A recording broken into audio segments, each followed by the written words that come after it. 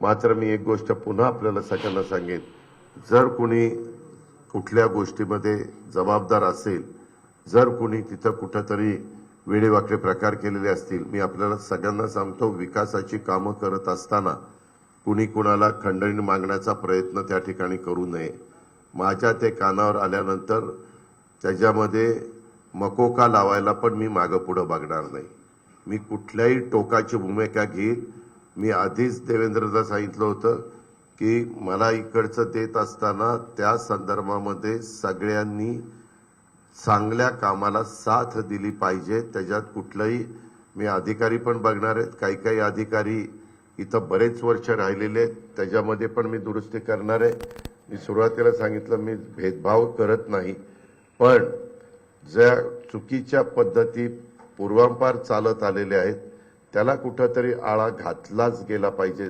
जर चालत आलेले असतील तर कुणी त्याच्यामध्ये मी म्हणेल ते, कारण आम्ही बघतो कधी कधी टीव्हीला वगैरे दाखवलं जातं चॅनलला, कुणी रिव्हॉल्वर काढतं, वर काही रिव्हॉल्वर उडवतात, कुणी इथं रिव्हॉल्वर वगैरे लावून फिरतात. मी डिपार्टमेंटला सांगणार आहे, जे कुणी वर रिव्हॉल्वर वाहून फिरेल त्याचं लायसन कॅन्सल करायचं. रिव्हॉल्वर हे तुमच्या स्वसंरक्षणाकरता किंवा तुम्ही वस्तीवर राहत असेल तर 12 बोर किंवा सिंगल बोर जे काही तुम्हाला घ्यायचं आहे ते तुम्ही घरामध्ये ठेवली पाहिजे. तिथं त्याचा वापर त्या बाबतीमध्ये केला पाहिजे. हे जे रीळ तुमचे बनतात ना, ते पण मी खपून घेणार नाही. मी सगळ्याला नियम सारखा लावणार आहे. ह्याच्यामध्ये मला टार्गेट करायचं नाही, परंतु बदल झाला पाहिजे हे मलाही जाणवलं पाहिजे, इथल्या सर्वसामान्य नागरिकांना पण जाणवलं पाहिजे. इथल्या लोकांनाही कळलं पाहिजे की नाही बाबा ह्याच्यामध्ये बदल. आणि मी पुन्हा पुन्हा राष्ट्रवादी काँग्रेस पक्षाच्या कार्यकर्त्यांना सांगतो, महिला भगिनींना सांगतो, सगळ्या माझ्या तरुण कार्यकर्त्यांना सांगतो, वडीलधाऱ्यांना सांगतो, आपलं स्वतःचं चारित्र्य स्वच्छ ठेवा. आपली प्रतिमा जनमानसामध्ये चांगली ठेवा. चुकीच्या प्रवृत्तीची लोक आपल्या आजूबाजूला अजिबात राहता कामा नये. त्या संदर्भामध्ये पण काळजी सगळ्यांनी त्या बाबतीमध्ये घ्या. उद्याच्याला कुठल्या बाबतीमध्ये मला जर कळलं तर मी पोलिसांना तिथं सांगणार आहे. राजकीय हस्तक्षेप पोलीस लोक करत असताना मी होऊन देणार नाही. महायुतीच्या कुणाकडच्याकडनंच होऊन देणार नाही. मी देवेंद्रजींना, एकनाथरावांना पण विनंती करणार आहे की बाबा तिथं आपण अन्याय कुणावर होऊन द्यायचा नाही, परंतु त्याच्यातनं कुणी भरडला पण जाता कामा नये. पण जो तुमच्या माझ्या जवळचा असेल आणि तो चुकीचा वागत असेल, आणि हे 9चे 9 दिवस नाही, हे सातत्य पुढे राहिलं पाहिजे. पुढच्या वेळेस येताना मी मुक्कामाच्या तयारीने येईल. मी आल्यानंतर कामं वेगवेगळ्या भागात चाललेली आहेत त्याची पाहणी करीन. आज मला काही लोकांनी निवेदन दिलेले आहेत, त्या निवेदनाची मी नोंद घेईन. त्याच्या संदर्भामध्ये तुम्ही ते 25-15 अमके तमके 10 लाख द्या, 5 द्या, ह्या चिरीमिरी वाटायला मी तिथं आलेलो नाहीये. दिलेले पैसे ते आमदार निधीचे असतील, ते खासदार निधीचे असतील, ते जिल्हा वार्षिक योजनेचे असतील किंवा ते राज्य सरकारचे असतील, त्याच्या संदर्भामध्ये त्या सगळ्याचा व्यवस्थितपणे खर्च त्या बाबतीमध्ये झाला पाहिजे.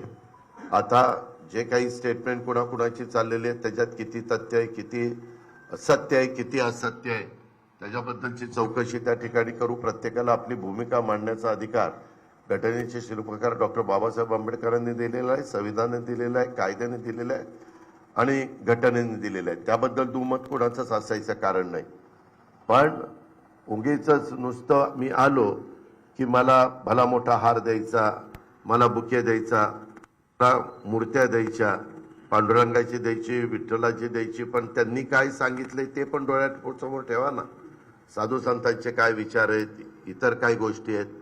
आणि फार तुम्ही अपेक्षा ठरल्या, आता काय दादा आलाय, आता काय काळजी नाही, तर ते डोक्यातनं काढा. ते डोक्यातनं काढा. मी जरी तुमच्या जवळचा असलो तरी चुकीचं वागू नका. मी पुन्हा पुन्हा तुम्हाला सांगतोय, इथं अनेक जण माझे अनेक वर्षापासूनचे संबंध असणारे पण आहेत, काही नवे पण कार्यकर्ते आलेले आहेत, त्यांच्या ओळखी माझ्या होतील. जेवढं मी येणं जाणं माझं वाढेल त्या पद्धतीनं एकंदरीत गोष्टी वाढतील. आणि स्वच्छ प्रतिमेचे राहावा.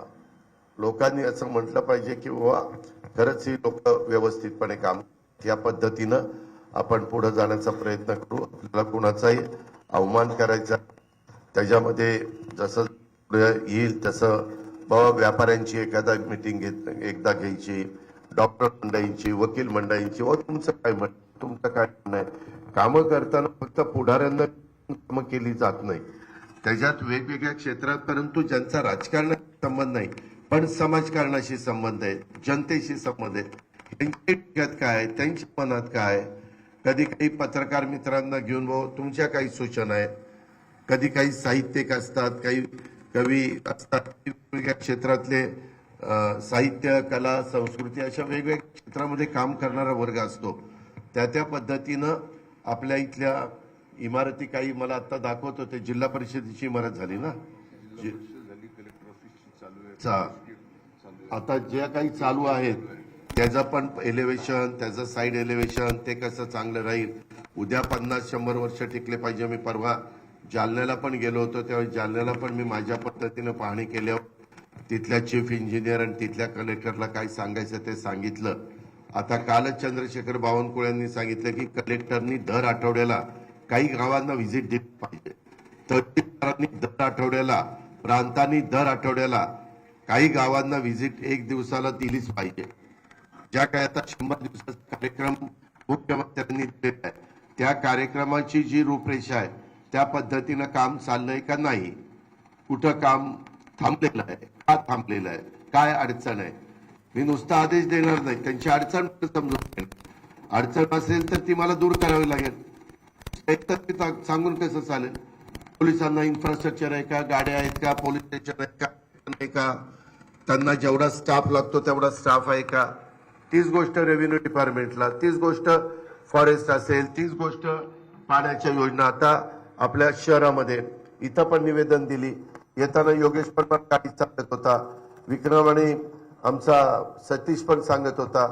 काल कॅबिनेटच्या वेळेस धनंजयने पण सांगितलं की दादा इथं 32-36 कोटी रुपये बिल थकलंय आणि पाणी धरणामध्ये पण बीडकरांना प्यायला पाणी नाही का, तर लाईटचं बिल भरलं नाही. जसं शिस्तही लावावी लागेल नियमाप्रमाणे. आता त्याला एवढं बिल भरता येणार नाही तर त्याला हप्ते पाडायचे आहेत का, त्याच्यात दंड व्याज माफ करायचं का. त्याच्याबद्दल कालच एक मिटिंग लोकेश चंद्रा शुक्ला सचिव आहेत, लोकेश चंद्रा महावितरणचे सीएमडी आहेत, त्यांच्याबरोबर घेतली होती. जे माझ्या स्तरावर असेल ते मी माझ्या स्तरावर सोडीन, जे मुख्यमंत्र्यांच्या पर्यंत न्यावं लागेल ते मी मुख्यमंत्र्यांना सांगेन. हे सांगताना लोकप्रतिनिधींना पण विश्वासात घेईल. 2 मंत्रिमंडळात सहकारी आहेत तुमच्या भागातले, ते धनंजय मुंडे आणि पंकजाताई, त्यांना मी विश्वासात घेऊ.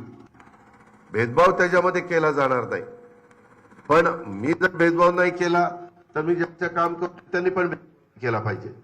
नाहीतर मी त्याचं काम करणार आणि ते खाली तिसरंच काहीतरी करणार, त्याला नाही मी खपून घेणार.